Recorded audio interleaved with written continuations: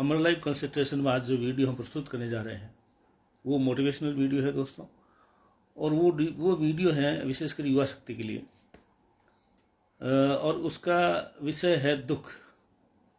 हमें कई बार लगता है कि हम जीवन में कभी दुखी या परेशान या किसी समस्या में घिर जाते हैं, तो हमें उस वक्त ऐसा लगता है कि हमारे जीवन में इतना अंधकार आ गया है या हम ऐसे कुएं में घिर चुके हैं जहाँ से मैं कभी बाहर नहीं निकल सकता।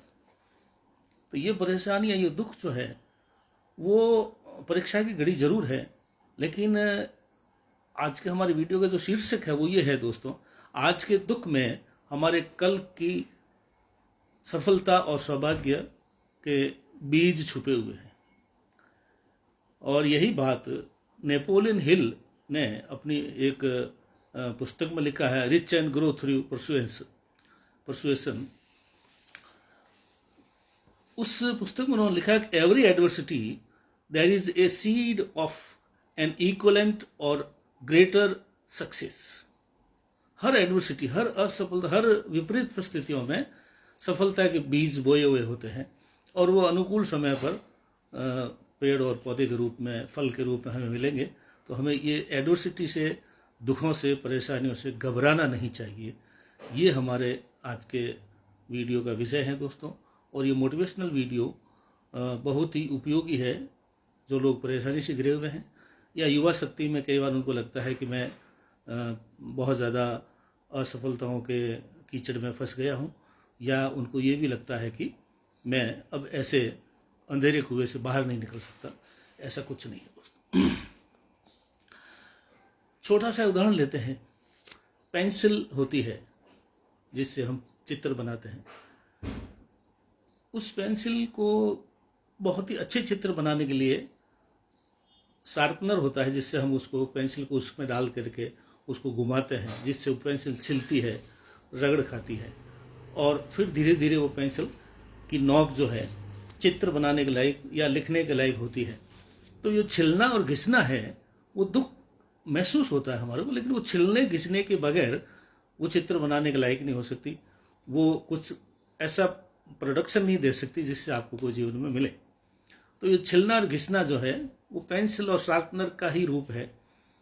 इसको मैं पौराणिक कथाओं के माध्यम से भी आपको थोड़ा सा बताना चाहूँगा दोस्तों। राजा दशरथ, राम के पिता,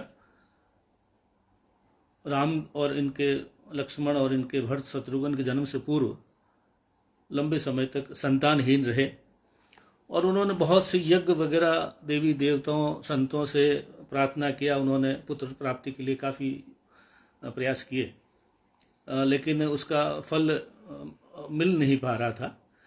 इसी दरमियान वो जंगल में शिकार के लिए गए, और जैसे कि विदित शरण जो पिता और माता को लेकर के तीर्थ यात्रा पे अपने कंधे पे, कावड़ पे माता पिता को बिठा करके वो जा रहा था, और वो जब पिता को प्यास लगी और घड़ा लेकर के नदी के किनारे जब घड़े में पानी भर रहा था, तो उस घड़े की आवाज़ से राजा दशरथ को ये लगा कोई जानवर पानी पीना आया है। तो उन्होंने अपने तीर से, सिर्फ उन्होंने आवाज़ सुनी थी, क्योंकि राजा दशरथ शब्द भेदी बाण लगाते थे, तो आवाज़ की तरफ उन्होंने तीर छोड़ा, शरण मारा गया। शरण मरने के उपरांत जब उनको पास में गए तो मालूम पड़ा कि इंसान मेरे हाथ से मर गया है। तो उसको उठा कर उसके माता पिता के पास गए। उन्होंने कहा कि मेरे गलती से आपका पुत्र की हत्या हो गई है और मैं बहुत प्रयाश्चित हूँ, दुखी हूँ। तो शरण के माता पिता बहुत दुखी हुए, रोने लगे, और रोते रोते उन्होंने राजा दशरथ को श्राप दिया कि जिस प्रकार आज हम हमारे पुत्र के लिए रो रहे हैं और हमारे पुत्र के लिए हम चिंतित हैं, दुखी हैं, मैं आपको श्राप देता हूँ कि आप भी अपने पुत्र के लिए कभी इसी तरह से रोएंगे, तड़पेंगे। तो प्रथम दृष्टया ये श्राप जो है बहुत ही दुखद था, लेकिन राजा दशरथ विद्वान थे। उन्होंने इस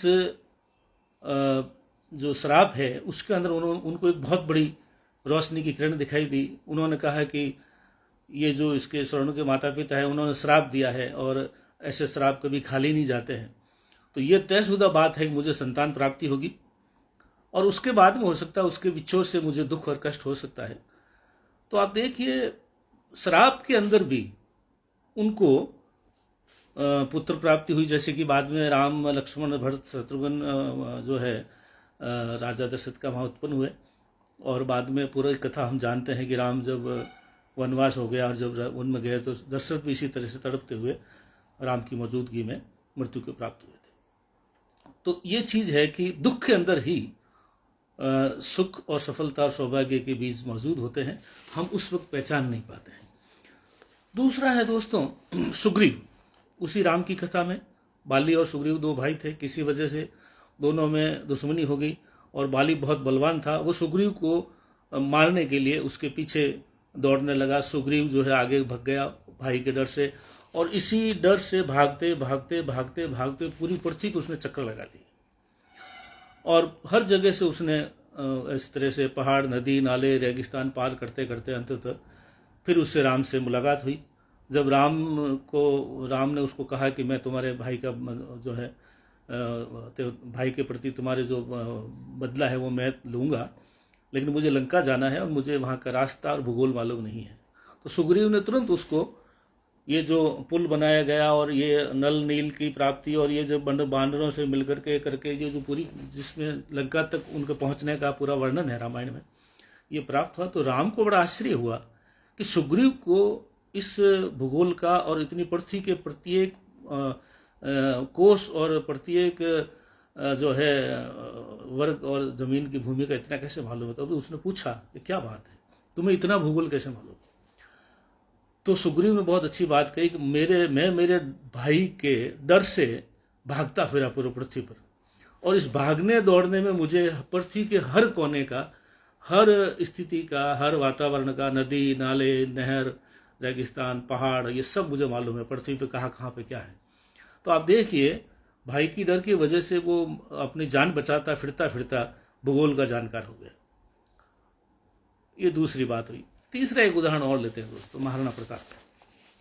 महाराणा प्रताप के जीवन के बारे में बहुत कुछ पढ़ा लिखा सुना गया है, लेकिन शायद बहुत कम लोगों को मालूम होगा कि महाराणा प्रताप के पिता महाराणा उदय सिंह जी जब एक दूसरी रानी के प्रभाव में आकर के महाराणा प्रताप और उसकी माता जयवंताबाई सोनगिरी को चित्तौड़ के किले से बाहर नीचे एक गांव में रहने के लिए दे दिया गया था, और अपनी माता के साथ महाराणा प्रताप ने अपने जवानी के दिन किले के नीचे गांव में गुजारे थे। और उस अवधि में उन्होंने गांव वालों से, काश्तकारों से और दूसरे जो काम करने वाले लोग हैं उनसे और जंगली भीलों से दोस्ती हो गई। उन्हीं के साथ उठते बैठते खाते पीते थे और कष्ट भुगता है। राजा का पुत्र होते हुए भी एक छोटे से गांव में निवास करना पड़ा और साधारण नागरिकों के साथ उनको खाना पीना, उठना बैठना पड़ा। लेकिन आपको मालूम है जब वो खुद महाराणा बने उसके बाद में जब युद्ध हुआ अकबर से हल्दी घाटी की लड़ाई में, यही साधारण और आम आदमी भीलों ने अवैतनिक रूप से महाराणा प्रताप के लिए युद्ध लड़ने के लिए सम्मिलित हुए, और बाकी अन्य जातियों के लोगों ने महाराणा प्रताप को धन धान और अपने बाहुबल से जो भी जिसको जितना उचित था उतना उन्होंने मदद किया। तो जीवन में ये देखिए आप कि हमेशा प्रतिकूलता में ही अनुकूलता मिलती है आगे जाकर के। अगर अनुकूलता भोजन है तो प्रतिकूलता विटामिन है दोस्तों। अनुकूलता अगर भोजन है तो प्रतिकूलता विटामिन है। लेकिन जब हम दुख और प्रतिकूलता और कष्टों में होते हैं तो हमें लगता है कि अब मैं कभी बाहर नहीं निकल पाऊंगा। ऐसा नहीं है। आप आज शांति से प्रतीक्षा कीजिए, प्रयासरत रहिए, अपना पुरुषार्थ को चालू रखिए, और हर अंधेरे के बाद में रोशनी होती है। हर डूबता हुआ सूर्य दूसरे दिन वापस सूर्योदय में उगता है, और हर बहती नदी हमें यह संदेश देती है कि बहना ही जिंदगी है, चलना ही जिंदगी है, रुकना मौत है। तो ये एक उदाहरण है दोस्तों। दुख में हम जब घिरे होते हैं तो उस वक्त सफलता और सुख के बीज उसी में छुपे हुए होते हैं।